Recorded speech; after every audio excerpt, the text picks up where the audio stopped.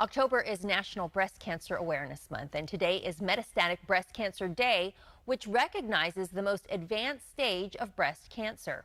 Here with a special breast cancer update is Pam Cole. She's been living with metastatic breast cancer for 4.5 years and also works with the Susan G. Komen MBC Collaborative Initiative. And joining her is medical oncologist Dr. Jeremy Force. Welcome to the show. Thank you for having us. Thank you very much. First of all, let's explain what is metastatic breast cancer. Yeah, it's a great question on such an important day, Metastatic Breast Cancer Day. Metastatic breast cancer is stage 4. They mean the same thing. It means that breast cancer is spread beyond the breast to other parts of the body. The lungs, liver, bones are some common places that breast cancer can spread to. 44,000 women will die from metastatic breast cancer every year.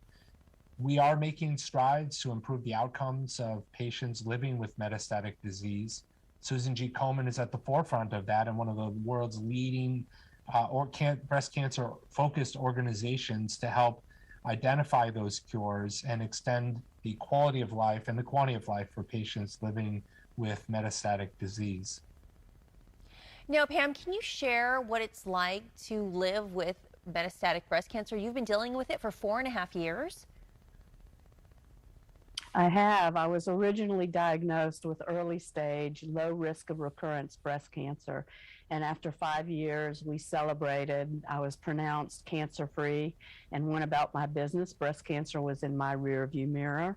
But several years later, I was diagnosed with stage 4 metastatic breast cancer, which was certainly a shock to me and to my family. And it was even a shock to the doctors. We weren't expecting this. And it's definitely a challenge and hard to live with a terminal disease. I get scanned every 12 weeks.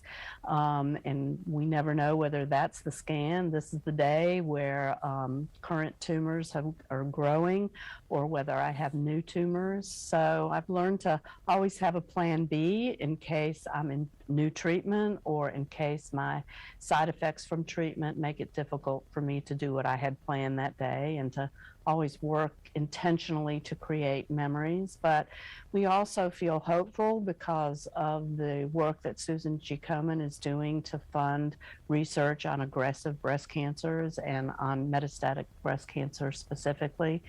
As a term living with MBC, I know that these drugs are going to fail. I've been on a drug for 4.5 years that was only supposed to work for 2 years, and I feel lucky that it lasted as long. But I know that this drug will fail, and the next one will, and the next one will, and I'm just optimistic and hopeful that the drugs and the research that Dr. Force is doing in his lab is going to provide me the drug that I'm going to need when I need a new drug, and that's what gives me hope every single day. Pam, thanks for sharing some of your story. Dr. Force, what is the prognosis for people who are diagnosed with stage 4 breast cancer? I think part of the reason you're here today is kind of because there's a misconception that breast cancers are all curable. Yeah, as it stands now, breast cancer in the early stage setting, risks of recurrence into developing metastatic disease does not go down to 0. There is always a potential risk, and follow-up with the appropriate team, primary care or onco-primary care or medical oncology team is paramount to make sure that things are detected and detected early. There is a higher risk of metastatic breast cancer in African American women, and they can die from their disease earlier than of other ethnicities. The strides that are being made to screen and to detect breast cancer earlier are pretty significant, and it can be detected early. But to your point, not all breast cancer is curable. We can put things into deep remissions, and it is. But I will say on the opposite of that, there are many cures that we're making with breast cancer, and we intend to make more.